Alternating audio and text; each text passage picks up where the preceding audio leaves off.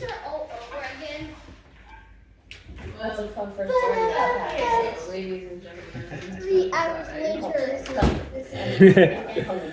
200 days later. We had some technical difficulties. Yes, we did.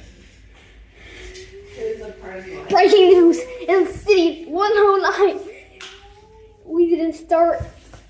Why? This is reminding Don't me know. of Blackbird Pond when she was trying to I'm back. act out the biblical stories. Oh, especially you were recording with that. the I actually did. Yeah, maybe the Witch of Blackbird Pond. Oh, I had so much trouble. If I stand up, am I still going to be in it, David? You Yep. actually beat the Yep. kid. I have ultra wide. Okay. No, she didn't beat the kid, but the classmates.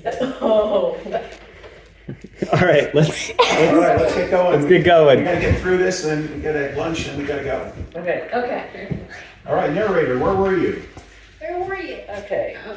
So there's Outside the no building. doubt that Jacob Marley is dead as a doornail. Okay. Are you saving my life? I'm trying to tell you where you were. Our tale starts at a counting house with a sign on it saying Scrooge and Marley. Although the sign had 2 names, only one was still relevant, as Jacob Marley had been dead. Long dead these 7 years. Ebenezer Scrooge had been his partner, his sole friend, and after Marley's death, his sole executor and sole mourner. That means there was only one person who was sad that Jacob had died, and that was Scrooge. There was no doubt that Jacob Marley was dead as a doornail. Outside the building, the wind blew, and the snow fell, while the good folk of the city of London scurried hither and thither, wishing each other season's greetings, purchasing last-minute gifts, preparing for the forthcoming festivities. One man stood out from the crowd, however, a squeezing, wrenching, grasping, scratching, clutching, covetous man of mean spirit, hard and sharp as flint, cold as the snow he trudged through. The man had a temperature about him that did not thaw 1 degree at Christmas. Humbug! Humbug! Humbug! Anybody want a humbug? Well, you can't have it. They're all mine. The city clocks had only just gone 3. I need a bell. Bell. But it was quite dark already, and candles flared wildly in the windows of offices and homes.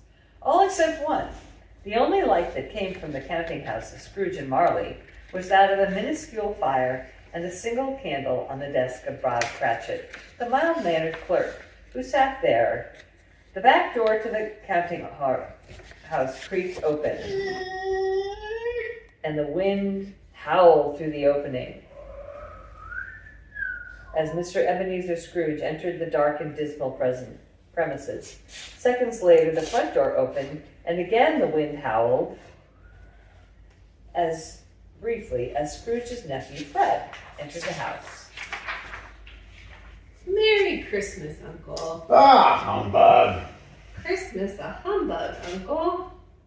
What right reason have you to be merry? You're poor enough. What reason have you to be dismal? You're rich enough. Ah, humbug. Don't be cross, Uncle. What else can I be when I live in a world of fools such as this? What's Christmas but a time for paying bills without money, for finding yourself a year older and not an hour richer? If I had my will, every idiot who goes about with Merry Christmas on his lips should be boiled with his own Christmas pudding and buried with a stake of holly through his heart. He should. Oh, Uncle. Merry Christmas to you, Bob Cratchit. A Merry Christmas to you too, Mr. Fred. Now there's another fellow. 15 shillings a week with a wife and family talking about a Merry Christmas. Humbug. As Fred left the house, the wind howled through the open door. To Scrooge's annoyance, this was not the only thing that entered the premises. Good afternoon, sir. I have I the pleasure in addressing Mr. Scrooge or Mr. Marley? Mr. Marley has been dead for 7 years. He died 7 years ago this very night. I have no doubt his liberality is well represented by his surviving partner. At this festive season of the year, Mr. Scrooge, it is more than usually desirable that we make some provision for the poor and destitute. What can I put you down for? Nothing. You wish to remain anonymous. I wish to be left alone. I support the prisons and the workhouses. Those who are badly off must go there. Many can't, and many would rather die. Then they had better die and decrease the surplus population. Good afternoon. Seeing clearly that it would be useless to pursue the matter, the charity collector withdrew. Once again, the wind howled as the door opened. Wind? This was accompanied by the sound of a carol singer drifting into the dimly lit premises, illuminating Bob's gloomy spirits and infuriating Scrooge's.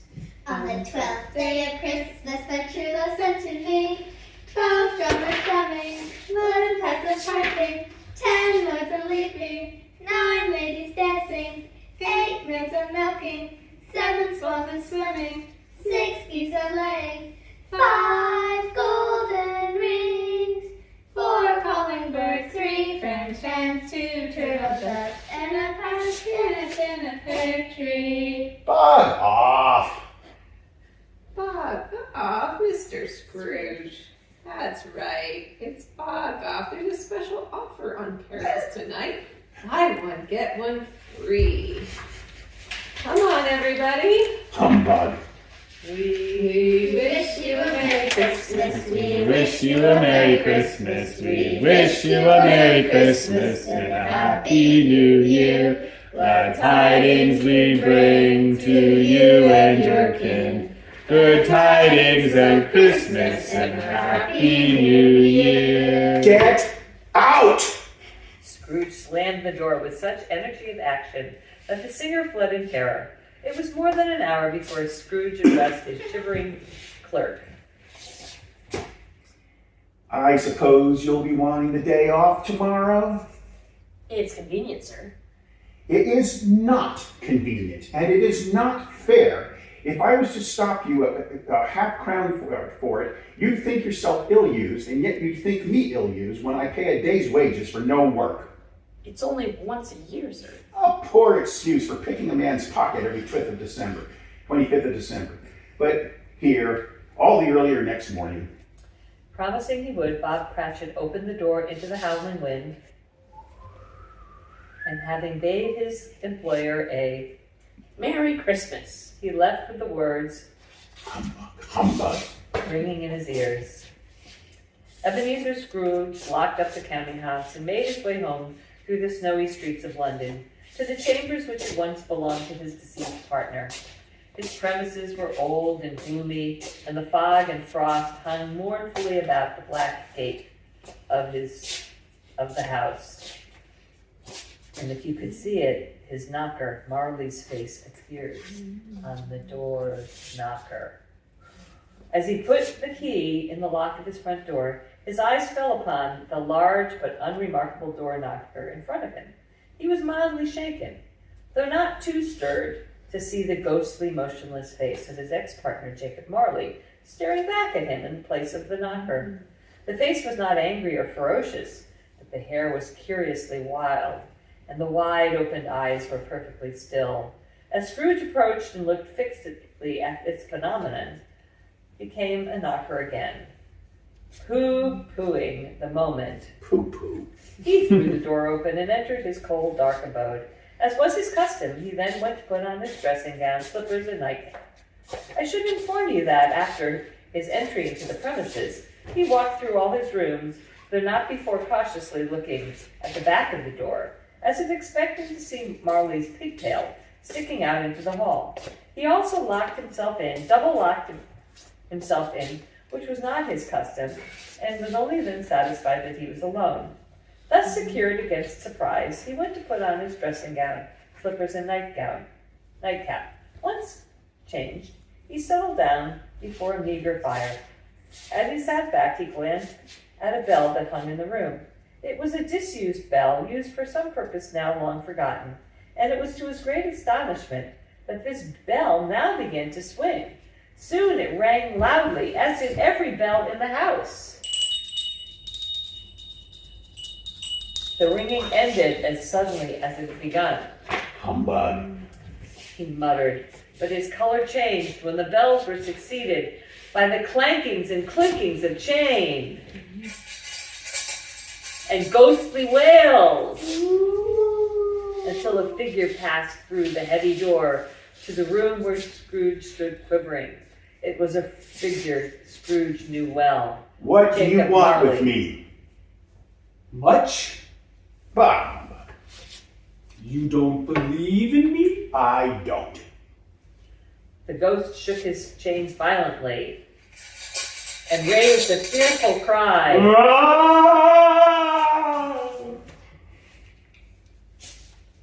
Mercy, dreadful apparition. Why do you trouble me? It is required that the spirit within every man should walk among his fellow men, and if he does not do so in life, he is condemned to do so after death, and witness what he cannot share. In life, my spirit never went beyond our counting house. In death, weary journeys lie ahead.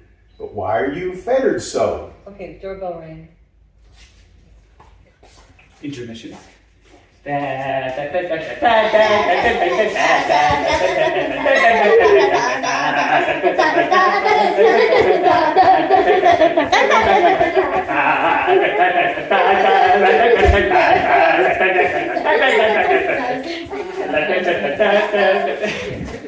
But why are you fettered so? Fettered means chained up. Chained up. Well, I'll tell you when I find my line. I wear the chains I forged in life. Is its pattern strange to you? The chains you wear were as heavy and long as the 7 Christmas Eves ago. But why do you come to me now? Tell me more, Jacob. Speak comfort to me. You will be haunted by 3 spirits. I think I'd rather not. Ebenezer, this is a 3 for 2 special offer. This is a 3 for 2 special offer. Spurn it not. Expect the first tomorrow when the clock tolls 1. The second the next night at 2, and the third the night after when the last stroke of 12 sounds. Couldn't I take them all at once and get them over with, Jacob? The chimes of the clock will play their tunes, then strike the hour. Farewell, Ebenezer, farewell. As Marley's ghost left to the clinking and clanging of chains and ghostly wails, Scrooge found that, try as he might, he could not say bug again. He retired to the comfort of his chair, the emotion of the last hour causing him to fall asleep on the instant. His slumber was to be short-lived, however, for a few moments later he awoke with a start to hear the quarterly chimes of the neighboring church clock and the ominous single sound of the bell striking 1. Well, All of a sudden the room was bathed in light to the accompaniment of gentle ghostly wails. Scrooge found himself staring into the eyes of a figure both distant and clear. It was like a child, yet not a child. Like an old man, yet not an old man. are you the spirit, sir, whose coming was foretold me? I am. Who and what are you? I am the ghost of Christmas past. Long past? No, your past. I'm here for your reclamation. Rise and walk with me. As Scrooge rose and took the figure's hand, the walls of his room, and indeed the city around the counting house, vanished. He found himself looking at a place he knew, a dull red brick schoolhouse, with scores of boys leaving for the holidays, all full of festive mirth and cheer, all shouting, "Merry Christmas! Merry Christmas!" You recollect? I was bred in this place. I was a boy here. Spirit, how is it they see us not? These are but shadows of the things that have been. They have no consciousness of us. But the school is not quite deserted. A solitary child, neglected by his friends, is left there still. Do you wish to see? There's no need, Spirit, for I know who he is. Spirit, I know.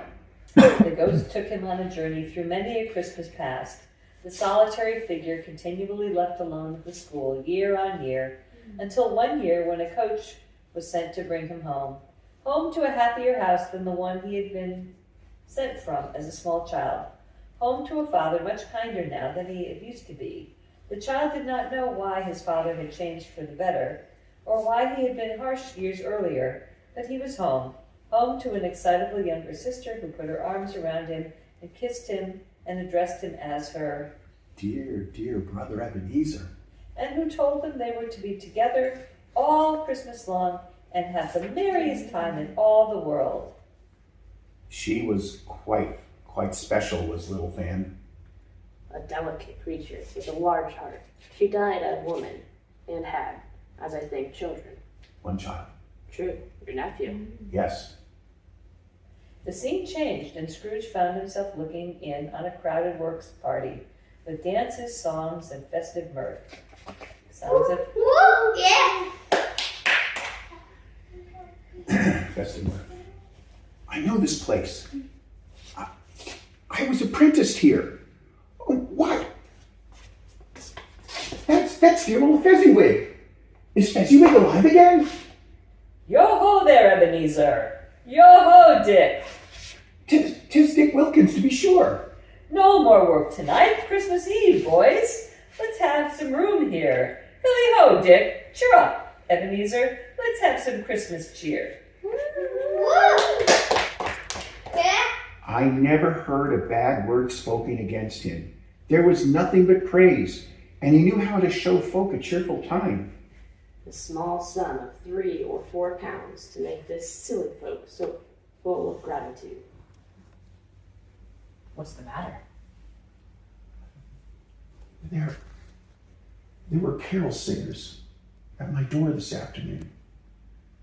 I should have liked to have given them something. My time grows short. Let us see another Christmas. Scrooge now saw himself a few years older, a man in the prime of his life.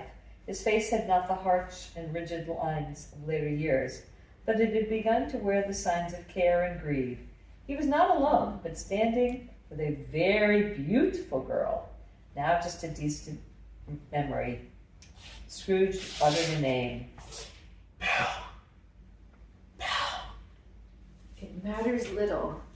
Another idol has displaced me, and if it can cheer you and comfort you in time to come, as I would have tried to do, I have no just cause to grieve. What idol has displaced you? A golden one. I am not changed towards you, am I? I would gladly think otherwise, but would you choose a dowerless girl now? You, who weigh everything by gain, I release you with a full heart. For the love of him you once were, may you be happy in the life you have chosen. Want to explain dowerless quickly, narrator? A dowry is money or jewels that a girl brings into a marriage. And so if you don't have any money or jewels to bring to a marriage, you're not as desirable. So Belle was beautiful, but she didn't have any money. I wish. What is it? It's just that I should like to be able to say a word or two to my clerk just now, that's all. Spirit, remove me from this place. Haunt me no longer. As the ghost faded away, Scrooge sank into a heavy and exhausted sleep. He had no idea that when he rose again, his room would have been converted. He awoke in the middle of a prodigiously tough snore, and while gathering his thoughts, froze when he heard the chimes of the clock as the bell struck 2. Leaping up from the comfort of his chair, Scrooge observed that his chamber was filled with holly, mistletoe, turkeys, geese, sucking pigs, long wreaths of sausage, red-hot chestnuts, oranges, plum puddings, mince pies, cherry-cheeked apples, juicy oranges, and all other manner of Christmas fare. Welcome, man of the mortal world. Welcome. Look upon me. Come and know me better. I am the ghost of Christmas present. You have never seen the like of me before, never? Never. You haven't walked with my brothers? I don't think I have. Have you had many brothers, Spirit? More than 1,800. A tremendous family to provide for. As Scrooge stood, the room vanished, and they were on the city streets on Christmas morn. He watched as the spirit went towards where people quarreled, and from its torch, it sprinkled a few drops of water. Humor was restored immediately, and the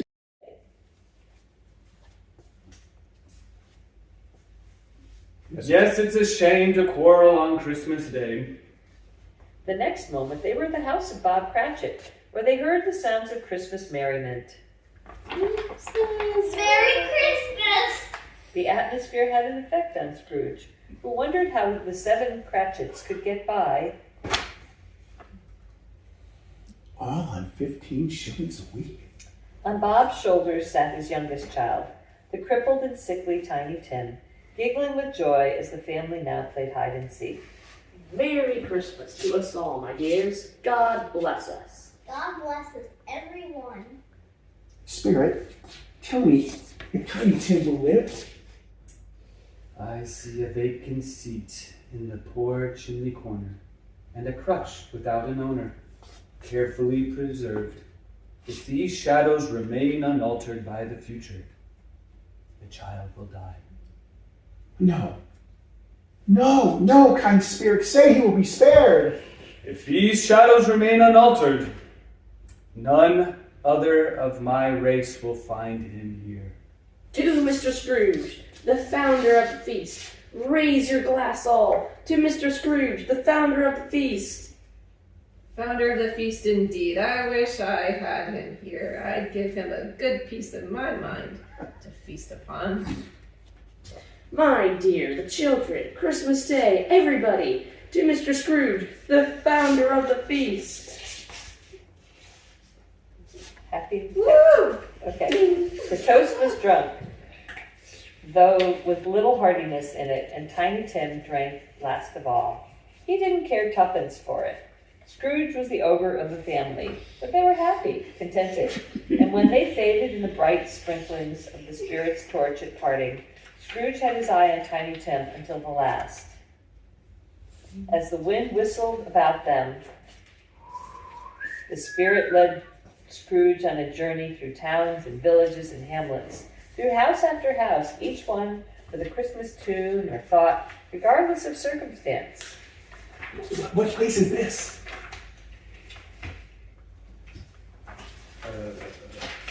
Oh, I'm on the wrong. I see. That's the bad page. A place where miners live, who labor in bowels of the earth, but see they know me. The spirit and Scrooge watched as the miners sat round the glowing fire singing carols.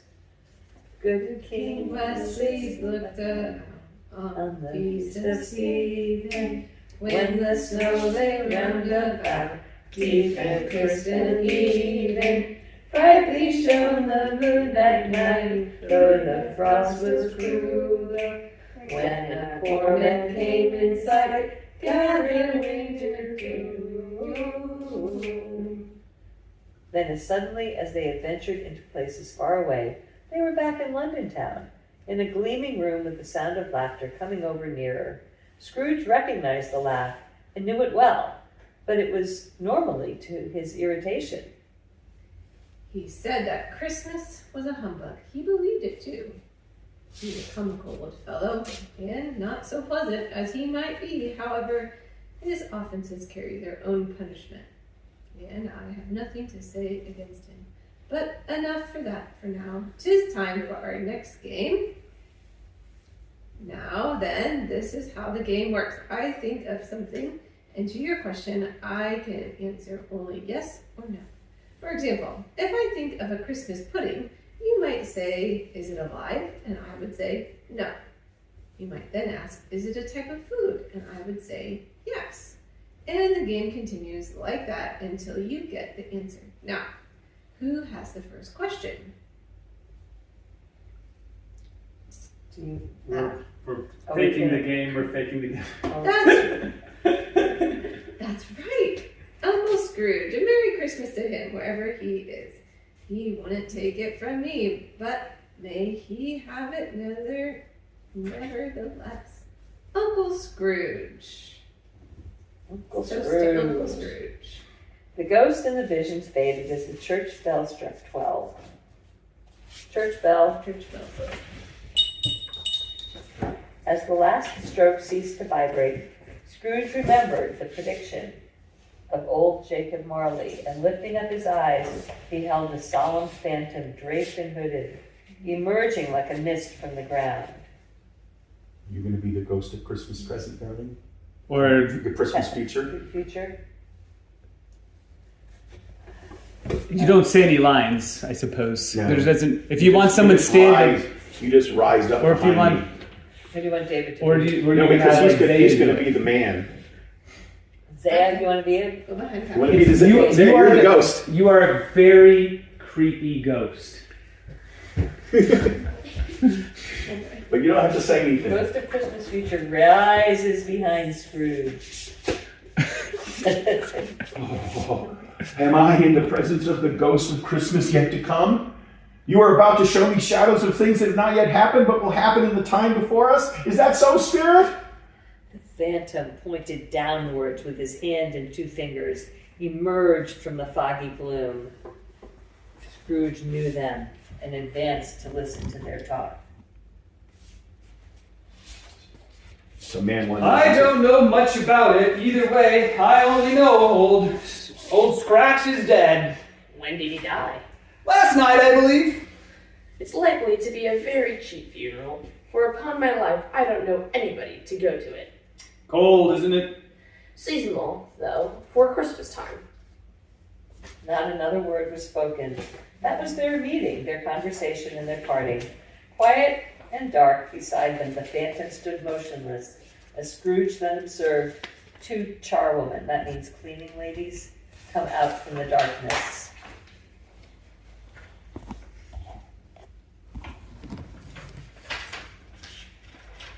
Woman 1. Hey, Hey, Jake. Jake. I got his bed curtains, rings and all. I got a shirt, the best he had. They'd have washed it if it hadn't been for me. What do you call the wasting of it? Putting it on him to be buried in, to be sure. He frightened everyone away from him when he was alive, to profit us when he was dead. Spirit, I see. I see. The case of this unhappy man might be my own. My life tends that way now. Merciful heaven, what is this? Ebenezer Scrooge recoiled in terror, for the scene had changed. The room was dark, too dark for accurate observation, but he perceived a bare, uncurtained bed, on which, beneath a ragged shroud, Scrooge saw the outline of a figure, unwatched, unwept, uncared for, lying beneath the sheet, and wondered who it might be. Spirit, I know it would be easy to lift that veil, but I have no more power to withdraw it than I have to dismiss you. Spirit, this is a fearful place. In leaving it, I shall not forget its lesson. Trust me. None mourn this man I can see. Let us go. As he turned, he heard a familiar voice. I have often walked with him upon my shoulder and been greeted by many a person. And I know that when we recollect how patient and mild our boy was, and although he was no child, I'm sure we shall not of us forget poor tiny Tim. Spectre, something informs me that our parting moment is at hand. I know it, but I know not how. Tell me what man that was whom we saw lying dead, and let me behold what I shall be in days to come. Scrooge felt a cold chill run down his spine, and when he turned, he found himself in a churchyard, overrun by grass and weeds. A neglected grave stood out forlornly. Before I draw nearer to that stone at which you gaze, answer me one question. Were those the shadows of the things that will be? Or are they the shadows of the things that may be? Still the ghost gazed down at the grave, immovable as ever. Scrooge crept toward it, trembling as he went, and following the finger, read upon the stone of the neglected grave. Ebenezer Scrooge. Am I that man who lay upon the bed? No, spirit, no. I am not that man I was. I will not be the man I must have been. Why show me this if I am past all hope? I will honor Christmas in my heart and live in the past, present, and future. The spirits of all three shall strive within me. Oh, tell me how I may sponge away the writing on this stone. In his agony, Ebenezer Scrooge fell, and as the specter faded, he became aware of his own chair, his own room, and best and happiest of all, the time before him was his own to make amends in. Oh, Jacob Marley and Christmas be praised. I will live in the present, the past, the present, and the future. The spirits of all three shall strive within me. I say it on my knees, old Jacob. On my knees, I don't know what to do. I am light as a feather. I am as merry as a schoolboy. I am as giddy as a drunken man. He was checked in his joy by the sounds of church bells ringing. Church bells. And running to the window, he opened it and looked out. Yeah, you there. You there. Yes, you. Yes, you. Oh, fine fellow. What day is today?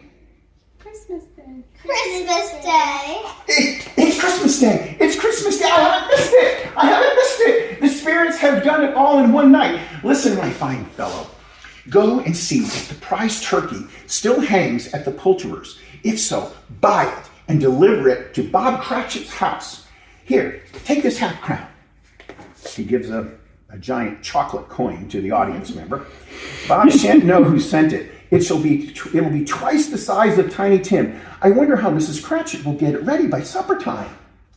Scrooge dressed himself all in his best, after shaving with a trembling hand. Shaving was not an easy task, for his hands shook continuously. Shaving requires attention, and even when you don't dance while doing it. But if he had cut the end of his nose off, he would have put a bit of sticking plaster over it. That's what they used instead of Band-Aids. And had been quite satisfied. Then he left his premises, patting the door knocker that had heralded the previous night's events, as he went and walked out into the streets of London. Merry Christmas! Merry Christmas! Merry Christmas to you all! Merry Christmas! Merry Christmas! He dined with his nephew Fred, for whom nothing could be more wonderful, and the following day he waited at the counting house of Scrooge and Marley. His clerk was late, a full 18 and a half minutes behind his time. What do you mean by coming here at this time of day? It's only once a year, sir. I shall not be repeated. I was making rather merry yesterday. Now I tell you what, my friend. I am not going to stand for this any longer, and therefore, I'll raise your salary, my friend, and I shall endeavor to assist your struggling family. We will discuss your affairs this very afternoon over a Christmas bowl of smoking bishop, whatever that is. A Merry Christmas, Bob. My good fellow, a merrier Christmas than I have ever given you for many a year. Scrooge was better than his word. He did everything that he had promised the final spirit, and to Tiny Tim, who did not die, he was a second father. Some people laughed to see the alteration in him, but he let them laugh, and he heeded them little. His own heart laughed, and that was quite enough for him.